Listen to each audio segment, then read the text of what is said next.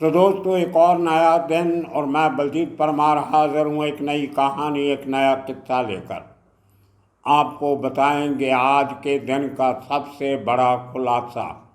पिछले 24 घंटे में दिल्ली पुलिस के स्पेशल सेल से एक खबर थोड़ी थोड़ी थोड़ी करके निकल के आती है, और जब पूरी बात सामने आती है तो चौंका देने वाला खुलासा होता है।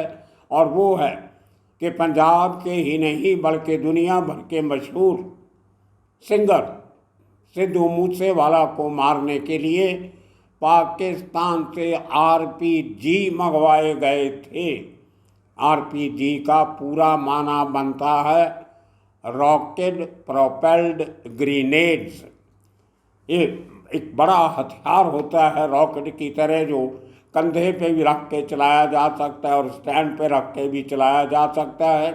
बहुत दूर से इस रॉकेट को फायर किया जा सकता है निशाना बांध के, और बहुत बड़ा नुकसान ये रॉकेट कर सकता है। अब इतना बड़ा खुलासा आज सिद्धू मूसेवाला को मरने के बाद भी 1.25 साल का समय हो गया। ये खुलासा आज दिल्ली पुलिस कर रही, और ये कहते कि इस बात का खुलासा लॉरेंस बिश्नोई ने किया है। अब सवाल ये उठता है कि लॉरेंस बिश्नोई ने ये खुलासा कब किया?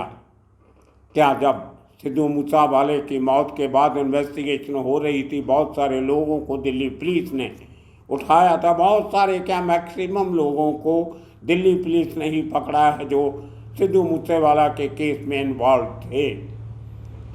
अब जब उन लोगों को पकड़ा, लॉरेंस बिश्नोई उनके कब्जे में था। लॉरेंस बिश्नोई की बहुत सारी बातें दिल्ली पुलिस ने बताई। तो क्या लॉरेंस बिश्नोई ने ये बात उस समय बताई थी या उसके बाद कभी बताई? अगर पहले बताई थी तो इसका खुलासा किसी भी उनकी जो चार्जशीट है उसमें कहीं भी नहीं आया, बल्कि उस चार्जशीट में भी जिसमें लॉरेंस बिश्नोई को टेररिस्ट पहली बार कहा गया था और उसके सिख आतंकवादियों से रिश्तों की बात की गई थी, उसमें भी कहीं इस बात का जिक्र नहीं। इसका मतलब या तो पहले ये बात छुपाई गई और या आज इनको किसी और सूत्र से कंफर्मेशन होती है तो ये बात जग जाहिर की गई।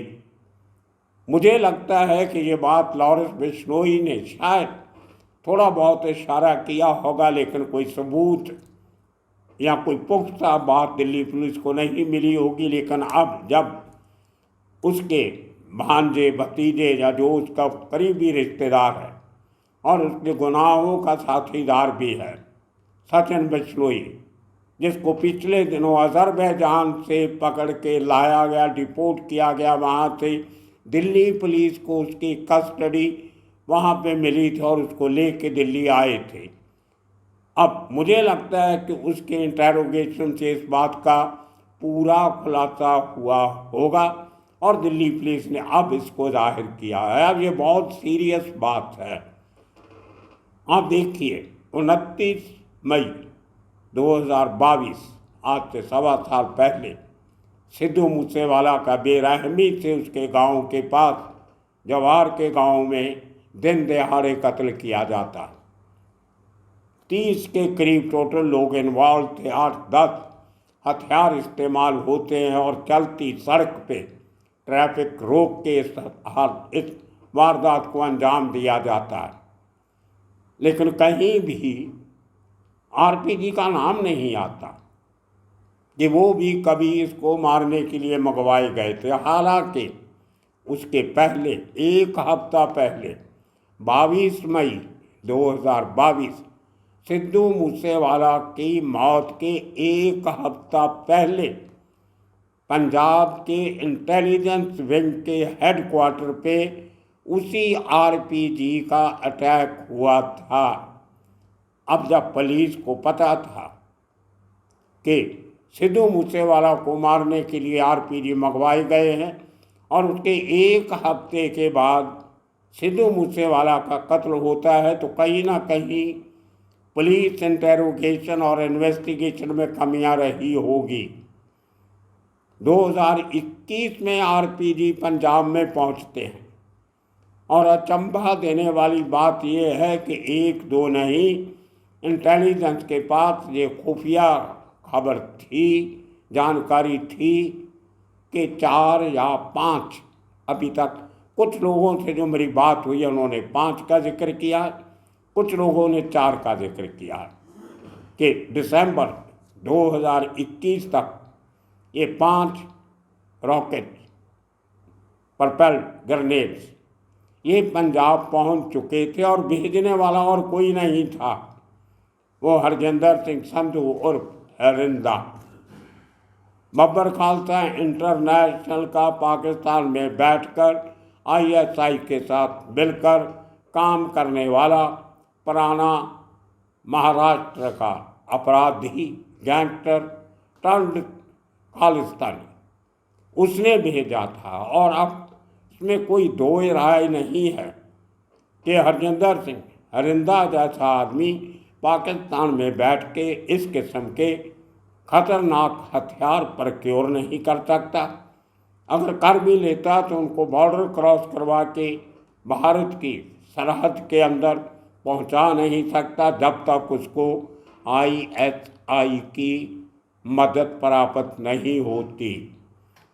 तो साबित होता है कि हरिंदा के ISI के साथ रिश्ते हैं और उसने ISI की मदद से ये 5 RPG प्रक्योर किए और उनको कामयाबी से बॉर्डर क्रॉस करवा के अमृतसर में भेज भी दिया, और ख़ास तौर पे तरन तारण अमृतसर।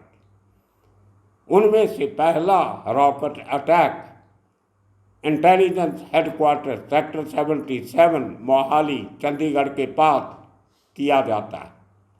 अच्छी बात है कि किसी के मरने की हलाक होने की नौबत नहीं आई, कांच टूटे, लेकिन उसके कुछ दिनों के बाद सिद्धू मूसेवाला का कत्ल होता है और उसके बाद कुछ महीनों के बाद तरन तारण के एक पुलिस स्टेशन पर इसी किस्म का RPG अटैक होता है।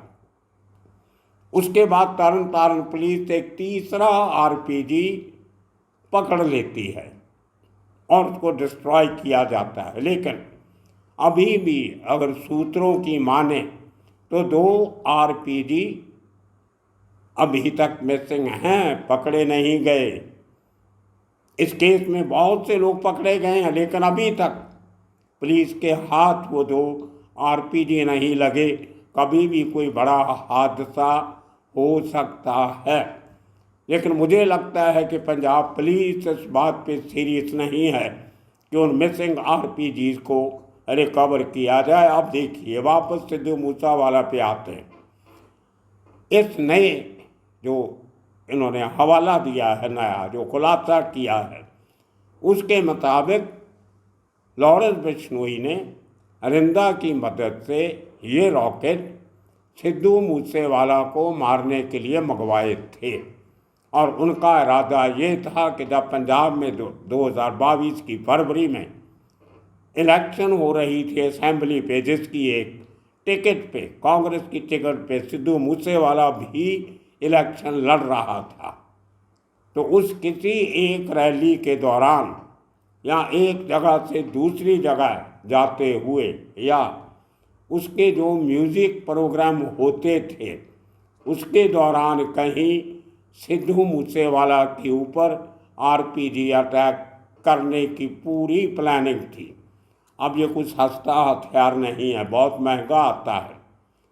हम जो बार बार कहते आ रहे हैं कि सिद्धू मूसेवाला को मारने के लिए बहुत बड़े लेवल पे फंडिंग हुई है, नहीं तो एक आदमी को मारने के लिए इतने बड़े बड़े हथियार 1 2 नहीं 5 तक खरीदने की नौबत नहीं आती।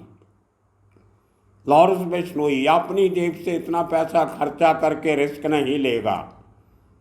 बहुत बड़ा रिस्क है ये RPG मंगवाना, पिस्टल मंगवाना, रिवॉल्वर मंगवाना, हैंड ग्रेनेड मंगवा लेने, ये आजकल छोटी बातें हैं, लेकिन RPG मंगवाना बहुत बड़ी बात है। अब आपको लगा होगा जो RPG अटैक हुए उनमें कोई बड़ा नुकसान क्यों नहीं हुआ। मैंने एक्सपर्ट से बात की, उनका कहना था कि उन्होंने मंगवा ली है और बाद में जब देखा कि इलेक्शन के दौरान सिद्धू मूसेवाला के पास बहुत बड़ी संख्या में सिक्योरिटी पर्सनल थे, इसलिए उसके ऊपर अटैक करना थोड़ा मुश्किल हो रहा था। लॉरेंस बिश्नोई गैंग के लोग की इतनी बड़ी सिक्योरिटी संख्या के साथ अगर हम अटैक करते हैं तो पुलिस वाले डेफिनेटली मरेंगे और उसके लिए पंजाब पुलिस से हमारी दुश्मनी हो जाएगी, जो बहुत हमारे गैंग के लिए महंगी पड़ सकती है। दूसरी बात, जो फरवरी 2022 में जो सिद्धू मूसेवाले के घर की रैकी की गई थी शाहरुख के नाम के शख्स के थ्रू, और उसने ये कह के अटैक नहीं किया था कि घर के अंदर बहुत लोग हैं, यहाँ पर अटैक करना खतरे से खाली नहीं है। और ये भी जानकारों का कहना है कि वो अटैक आरपीजी से करने वाले थे सिद्धू मूसेवाला के घर पे, लेकिन घर के अंदर इतने लोग हर समय मौजूद रहते थे कि बहुत सारे बेकसूरों के मरने की बात आ सकती थी, इसलिए वो अटैक अबैंडन किया गया, पोस्टपोन किया गया और नए अटैक की तैयारी की गई, जिसमें बहुत सारे हथियारों का इस्तेमाल किया गया और आरपीजी इस्तेमाल नहीं करने का फैसला लिया गया। और उसके बाद ये आरपीजी कहीं खड्डे में दबा के रख दिए, क्योंकि उनकी जो उनके अंदर बारूद होता है रॉकेट के अंदर, वो काफ़ी देर तक अगर डैम्प हालात में पड़ा रहे, ज़मीन के नीचे कहीं दफना के रखा हो, दबा के रखा हो, तो जो ज़मीन के नीचे डैम्पनेस होती है, गीलापन होता है, वो बारूद कोई ताकत को बहुत कम कर देता है। इनको बड़े सिस्टम से रखना पड़ते हैं। लोगों ने डरते हुए कि कहीं बाहर कहीं रखेंगे, किसी अड़ोसी पड़ोसी की, आने जाने वाले की, नौकर चाकर की कहीं निगाह पड़ गई, या घर वाले भी पूछ सकते हैं जी क्या छुपा के रखा है तुमने घर में, तो उनको कहीं दबा के रखा गया तो डैम्पनेस से उनकी वो जो ताकत थी वो ख़त्म हुई। अब जो दो और पड़े हैं उनको किस हालत में, किस कंडीशन में रखा है, वो देखने की बात होगी और कब पकड़े जाएंगे। लेकिन एक बात अभी क्लियर होती जा रही है कि जो टैग लॉरेंस बिश्नोई पे टेररिस्ट होने का लगाया एनआईए ने, उसके पीछे काफ़ी सारे सबूत ऑलरेडी जुटा लिए गए हैं। अब आईएसआई के साथ और उनके एजेंट अरिंदा के साथ मिलके अगर बिश्नोई गैंग 5 आरपीजी मंगवा सकता है तो इसका मतलब है कि उनके रिश्ते BKI mean Babbar Khalsa international और इस किस्म की खालिस्तानी जथेबंदियों के साथ पहले भी थे। इसीलिए एनआईए ने टेरर का टैग जो है वो लॉरेंस बिश्नोई पे और उसके गैंगस्टर साथियों पे लगाया। तो एक बहुत बड़ी डेवलपमेंट है, और जो बार बार इंटरव्यूज़ दे के जेल के अंदर बैठ के लॉरेंस बिश्नोई का जो सिलसिला जो चालू हुआ था इंटरव्यूज़ का, वो बेसिकली इसीलिए हुआ था, वो बार बार ये बात कहता सुना जा सकता है कि मैं कोई आतंकवादी नहीं हूँ, मैं तो हिंदूवादी राष्ट्रवादी हूँ, मैं खालिस्तानियों के खिलाफ। वो अपने आप को अभी बेकसूर बताने जा रहा है कि एक एक करके मेरे गुनाहों की परतें खुलेंगी तो लोग मुझे बाकियों की तरह आतंकवादी समझना शुरू करेंगे। उस आने वाले समय में उस कलंक से बचने के लिए ये पूरी कवायद की गई, जो टीवी चैनल पे उसकी इंटरव्यूज़ करवाई गई कुछ उन लोगों से जो उसको इस टैग से बचाना चाहते थे। लेकिन सबूत इतने बड़े और पुख्ता हैं कि अब उस टैग को मिटाना मुश्किल होगा। और एक इंटरव्यू में जो लॉरेंस ने कहा, मुझे आज तक किसी केस में सज़ा नहीं हुई, फिर भी मुझे पिछले 10 साल से जेल में बंद करके रखा हुआ है। लेकिन उसने ये बात नहीं बताई कि अगर उसके पास कोई पुख्ता सबूत नहीं है तो वो अदालत से ज़मानत क्यों नहीं ले लेता। एक भी बार लॉरेंस बिश्नोई ने ज़मानत की अर्ज़ी नहीं दी। इसका मतलब वो खुद जेल से बाहर नहीं आना चाहता है, अंदर बैठ के ही सिंपैथी क्रिएट करने की एक नैरेटिव बना रहा है, ताकि कल परसों कभी भी 2, 4, 5 साल के बाद कभी उसको जेल से बाहर आने का मौका मिला तो उसके अंदर जो एक तपश बाकी है, एक तड़प बाकी है कि मैं एक लीडर बनना चाहता था और वो इलेक्शन लड़के वो लीडर बनने का सपना पूरा करने के लिए अभी से जेल में बैठ के तपस्या कर रहा। तो ये अल्टीमेट एम है लॉरेंस बिश्नोई का पॉलिटिक्स में आना, और ये कोई नई बात नहीं है। उसके पहले सैकड़ों हमारे leader across party line, Congress में, समाजवादी पार्टी में, बीएसपी में, जनता पार्टी, भारतीय जनता पार्टी, कांग्रेस, अकाली दल, कोई ऐसी पार्टी रही है जिसमें क्रिमिनल नहीं है।